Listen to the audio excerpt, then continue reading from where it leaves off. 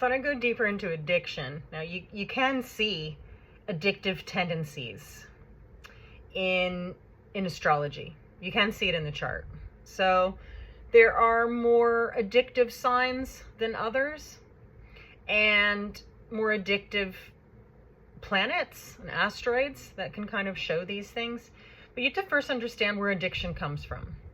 Now, the word addiction, like a lot of words that are seen in a negative light, are seen negatively and solely negatively, when the reality is that human beings are addictive beings.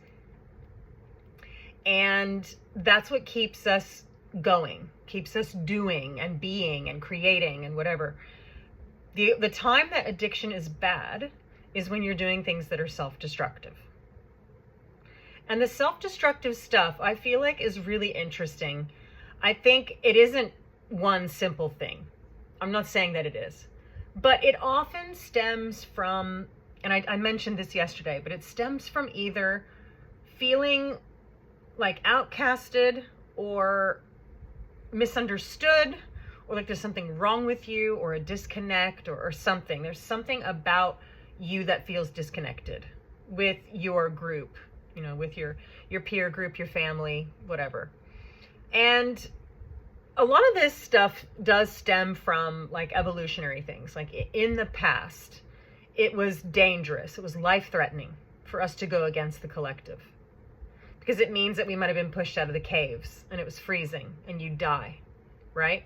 So even though that's not happening anymore, at least most of the world, it's not happening, we still have those kind of fears inside. That's where you hear a lot of people on social media, in real life. I know what you're talking, like what I'm about to say, I know you're going to recognize. But there's a lot of people who fear being ostracized, being rejected from the group. That's where it comes from. It's because it was actually dangerous. Like you would die if you were rejected from the group. But it's just not like that anymore. It still feels like that in the moment, and you haven't done a lot of work. That's how it's exactly how it's going to feel. But that doesn't mean that's how it is. So what happens from there is that it's the understanding you have to be brave enough. And again, you can find brave placements in your chart. It's not going to be the same for everyone. Everyone's different. But you need to find those brave spots and think about how that bravery is easy for you in that area. And then use those same qualities and traits and put it over into the areas where you don't feel that way. I know that probably sounds easier said than done, and I'm not saying that it isn't, but that's what it takes. Now, good addiction or healthy addiction, self-protective addiction, this isn't a bad thing. If something is good for you, you need the motivation, the desire to keep doing it. Like going to the gym or doing something physical. You know what I mean? If we didn't have those addictive tendencies, we wouldn't stick with those things either. But there's a major difference between things that are good for you that you're addicted to and things that are bad for you that you're addicted to. And I want to bring this attention forward because the point is that it becomes, well, depends on how you look at it. I think it makes it easier. If you've kind of a bit of a mix of these two things, it can be harder to see, but I think overall, it's going to be easy to see how you see yourself, how you see life, what you've grown up with, and whatever, based on what you're addicted to. That could be a scary concept for some people, and it might cut a little deep. But how else are you supposed to learn these things and to improve your life if you don't look at what you're addicted to and why? So again, it takes, or it's worth mentioning that you have to look into things from that perspective. What promotes health? What promotes longer life and longer healthy life at that? And what doesn't? And, you know, like I said, I have people saying this to me all the time, you know, oh, you know, this person lived till they were really, really old and, you know, they were a heavy smoker, this, that, and the other. Then how do you explain that? It's an anomaly, but they're not healthy. That's the thing you have to understand. Whether do you want to live truly healthy or just be kind of getting by? I know what I would choose. And some people will come at me and say things like, oh, but then, you're not having fun. Well, that's an interesting question too. Why do you find self-destructive things fun? What are you trying to run from? Why are you trying to destroy yourself, and why do you see that as fun? That's what I want to know. Because it's been made as socially acceptable to be fun in our society, which of course a lot of this stuff has. And again, you're afraid to go against the collective for that biological fear of death, of being rejected. It all starts to make sense when you think about these kinds of things, but that means you can rise above it. You don't have to do that.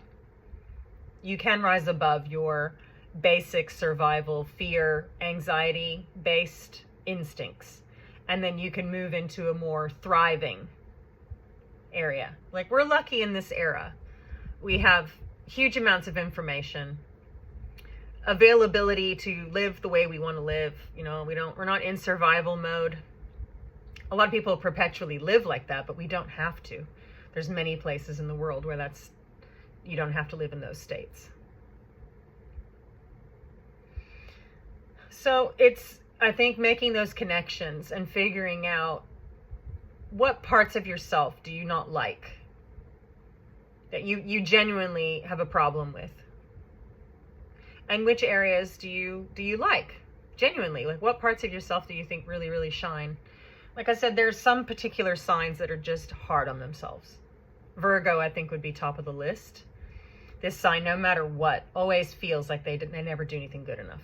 So it's a heavy burden. I think Capricorn can also be unnecessarily hard on itself, which is sad, because both of these signs, if they could put into practice in that high vibration, the ability and their skills,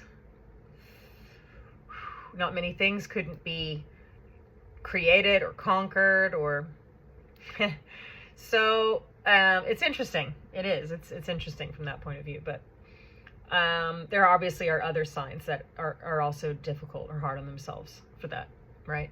And I guess that's the point, is we've got a mix of different signs, and in different areas we have those different challenges and things to overcome. And that's the purpose of life, of course.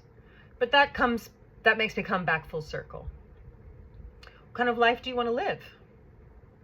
And I know sometimes these concepts can seem really like fluffy, or like somewhere out in the atmosphere, like it doesn't seem real, it seems silly, or some kind of sales or marketing pitch. But the reality is, nobody is controlling you. You can live your life as you see fit, especially once you've grown up and you have your own life and you're not in your parents' home anymore. But even those create lessons too. But for all intents and purposes, you create your life. You create what you do. So if you've created a life that you don't like, that you now have to create destructive, addictive, chemical, whatever tendencies towards just to survive it, you're going the wrong direction. You can change direction, you can change what you're doing, and then do more self-promoting things. It's not boring. Self-protective addictions are the most fun you can have in life. Some of the downsides are you'll be surrounded by people who aren't that way, but that doesn't matter. At the end of the day, we each have our own choices to make, and so it doesn't really matter. Be there for who you can, and be open to that and open to them if you're able. If not, then, don't worry about it. There's not much you can do. Can't force somebody to do something they don't want to do, or they aren't going to work towards. It's not your problem.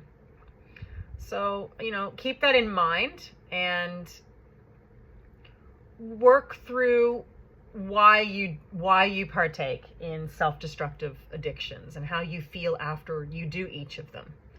This takes investigative work, introspective work, being honest with yourself. Like, that's what all this stuff takes if you want to unravel the traumas and the wounds and the things that you go through. This is what it takes.